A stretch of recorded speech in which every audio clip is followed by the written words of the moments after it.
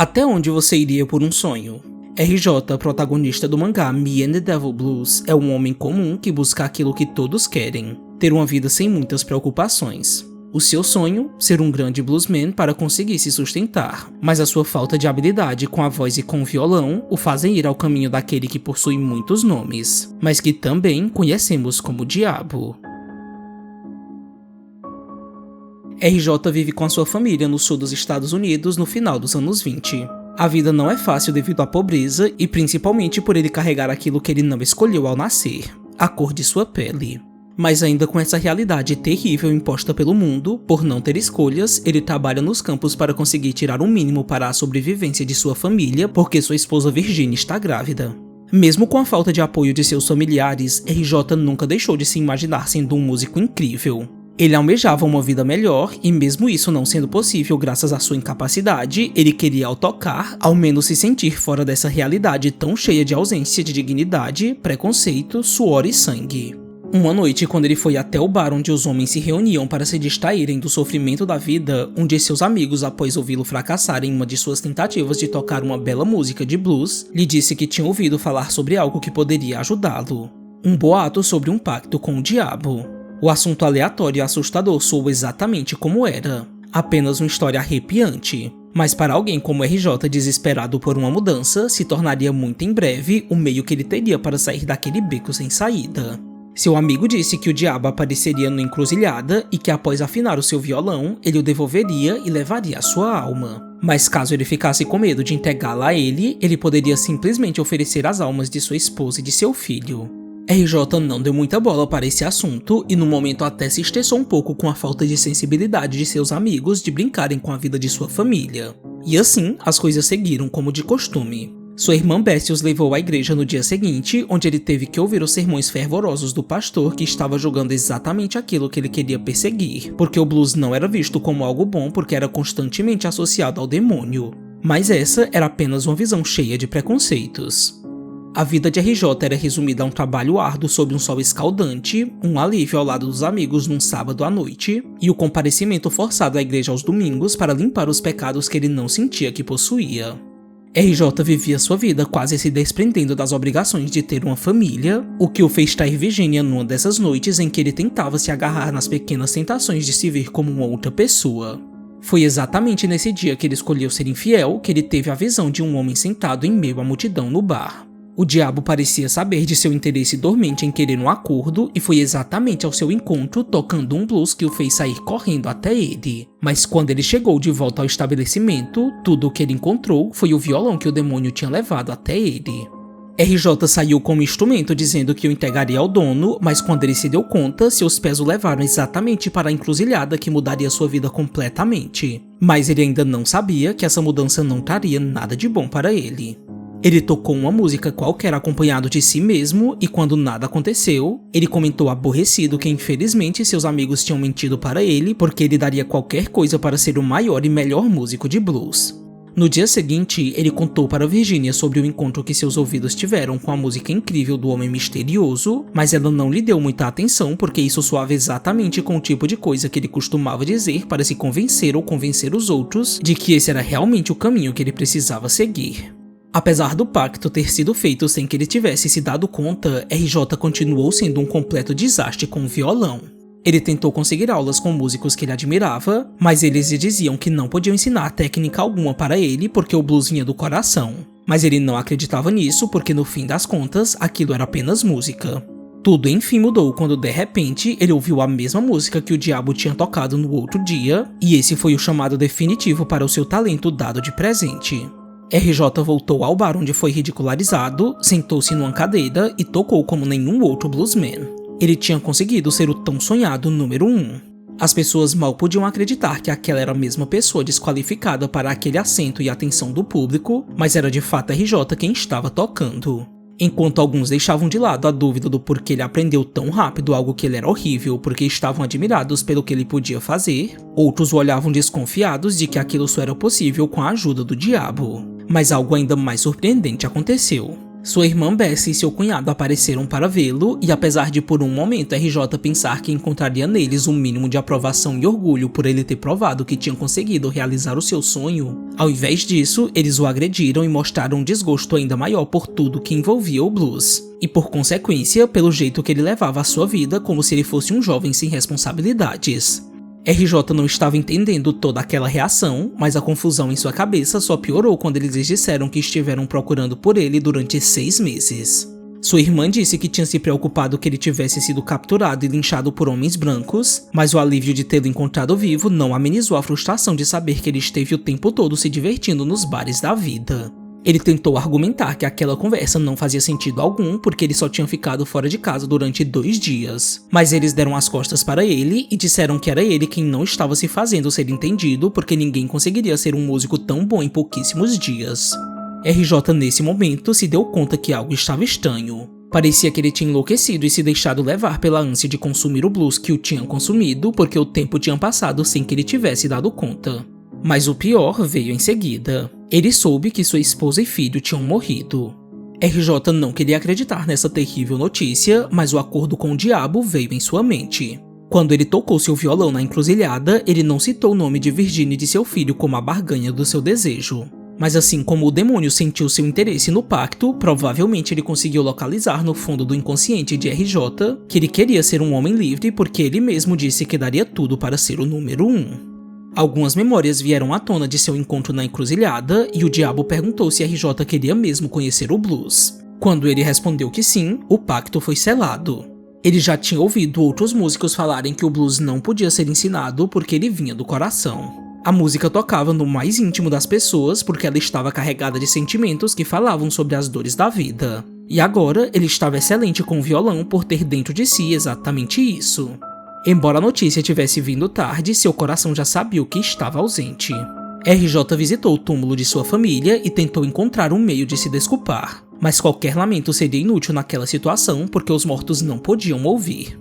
Ele tentou se ver como vítima por ter sido enganado pelo diabo, mas ele refletiu que isso tão pouco importava porque ele mesmo tinha sido um demônio na vida dos dois por tê-los abandonados em prol de um desejo egoísta. Como já não tinha mais um lar e nenhuma família para onde ele pudesse voltar, ele seguiu numa jornada atrás de uma única coisa que tinha restado: o blues. Mas RJ sabia que não estava sozinho. O diabo o acompanharia nessa viagem incerta.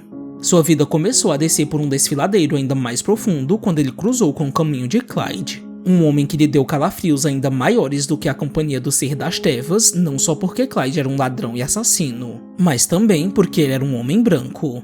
O mangá toca em assuntos bem importantes, apresentando principalmente a partir de RJ como esse período foi marcado por uma profunda desigualdade racial, opressão e violência sofrida pelos afro-americanos que estavam constantemente em posições de perigo e injustiça. O seu envolvimento com Clyde é cheio de tensão e submissão porque RJ sabe que perante os olhos da sociedade, ele está de mãos atadas caso tente fazer algo para se desvincular dele, porque Clyde pode matá-lo a qualquer momento e ninguém vai intervir para que ele continue respirando. Clyde fica fascinado pela música de RJ e no primeiro contato que eles têm, ele diz para RJ impressionado que sua música mais parecia um lamento. Inicialmente, ele força RJ a segui-lo na sua vida de crimes porque a sua música seria essencial para distrair as pessoas enquanto ele as roubava. RJ se vê num beco sem saída e sua vida começa a ficar por um fio. Ele sabe que antes de as pessoas o enxergarem como um ladrão por estar na companhia de um, eles primeiramente vão vê-lo pela cor de sua pele e não terá justificativa alguma que possa salvá-lo porque esperam isso e muito pior de alguém como ele. A sua relação com o diabo não chega a tirá-lo dessas situações perigosas. Pelo contrário, ainda que a música de seu violão consiga dar para as pessoas um certo inebriamento hipnótico, RJ começa a ver o próprio ato de tocar o blues como uma corrente que o liga ao diabo. Quando Clyde o obriga a distrair um homem rico com sua música enquanto ele pega tudo o que ele tem de valioso, as consequências das escolhas de RJ que carregam esse peso sobrenatural dão as caras mais uma vez, e assim, justamente em sua mão direita, aparecem 10 dedos. RJ fica extremamente assustado com isso, mas a confusão de terem sido descobertos o faz ter que lidar com isso em outro momento, porque ele acaba tendo que fugir com Clyde. Mas quando eles estão sozinhos numa floresta, RJ fica bem preocupado que Clyde se depare com sua mão, porque ele sabe que isso pode ser o suficiente para que ele o veja como um monstro porque ele mesmo já está se vendo como um. RJ não sabe como agir sem que levante suspeitas porque Clyde obriga que ele toque uma música em homenagem a uma mulher de seu passado. Ele se vê totalmente sem esperanças e começa a pensar que aquele castigo era justo para alguém como ele que tinha dado a família de bandeja ao demônio. Mas a solução vem em sua cabeça quando ele pensa que tudo o que ele precisa fazer é matar Clyde. Até porque ninguém estava por perto e a floresta não ia fazer de extinção e julgamento porque pele branca e preta não importavam naquele lugar. No entanto, Clyde percebe que RJ está tramando algo e aponta a arma para ele. Mas RJ é rápido para virar de costas como se nada tivesse acontecido e assim ele começa a tocar. Os 10 dedos de RJ tocam no violão de maneira tão magistral que ele começa a chorar. Ele sabe que sua mão tinha se tornado um instrumento do diabo, mas ainda assim, o som que ela produzia só o fazia pensar que ele precisava sair vivo dessa porque o blues ainda era sua válvula de escape e de desejo por um futuro melhor. Clyde é convencido sem palavra alguma porque a música consegue tocar em sua ferida aberta, o que faz RJ ficar aliviado por ter conseguido enganá-lo. Eles conversam um pouco sobre o blues e ao ser questionado se ele usa a lembrança de sua falecida esposa para tocar com essa intensidade, RJ reflete que Virginia nunca passou pela sua cabeça porque ele só foca no prazer que ele sente quando está com o violão em mãos. Mas o pior de tudo é que o rosto dela é apenas um borrão em sua mente. Clyde conta para ele sobre alguns de seus planos e RJ fica um pouco mais esperançoso de saber que ele ia ser arrastado com ele apenas mais uma vez. Mas antes dessa liberdade hipotética aparecer porque Clyde pode matá-lo no fim, eles são atacados por alguns homens que os nocauteiam, mas é apenas RJ que é levado como prisioneiro porque eles o tinham confundido com alguém que matou um parente de um homem importante. Mas essa confusão é apenas mais uma faceta do preconceito que enxerga todo homem negro da mesma forma. Clyde se infiltra na cidade se passando por um jornalista porque ele quer recuperar RJ e se vingar dos homens que o fizeram desmaiar. E é a partir dele que vemos o inferno pessoal de RJ passar para um nível ainda mais terrível, porque descobrimos que ele vai ser a atração principal que vai fazer todos os moradores e as cidades vizinhas comparecerem ao seu linchamento até a morte. Os personagens que o capturam até tentam dar uma justificativa barata dizendo que estão fazendo isso para punir RJ por crimes que ele não cometeu, mas o mangá deixa claro que eles apenas queriam se divertir com essa crueldade porque aquele era um evento costumeiro usado como entretenimento para dar vida a um lugar tão parado no tempo quanto aquele. Esse ponto no mangá é bem desconfortável porque os personagens se vangloriam por seus atos sem culpa ou vergonha, porque eles sentem que estão fazendo um favor ao eliminarem a existência de pessoas negras de um mundo que eles consideram que foi feito para pessoas brancas. Até mesmo as crianças replicam o racismo comentando coisas terríveis como estarem empolgadas para comprarem os restos mortais de RJ para dar aos cães. Quando Clyde pergunta o motivo para que RJ passe por tudo isso, eles respondem que não precisam de uma razão para lincharem alguém como ele. O diabo eventualmente dá as caras mais uma vez para falar com RJ na prisão, e essa é a primeira vez que ele não o culpabiliza por seu destino. O tempo que ele passou naquela cela ouvindo coisas horríveis vindo de pessoas que se achavam superiores a ele e de agressões que ele sofreu, o fez entender que ele nem sempre poderia apontar o demônio como o agente do caos, porque as pessoas também eram capazes de gostar daquele tipo de coisa desumana sem a influência do diabo. A conversa sobre as injustiças raciais se estende mais um pouco, mas o diabo não dá para RJ sentido algum em suas palavras, porque ele tão pouco liga para o fato de que ele vai ser morto em breve. Mas tudo fica ainda mais confuso para RJ quando o diabo diz que o melhor é que ele permita ser linchado porque existe algo muito pior do que a morte para RJ: uma vida de arrependimentos. RJ inicialmente não entende porque o diabo quer que ele morra quando ele está implorando para viver.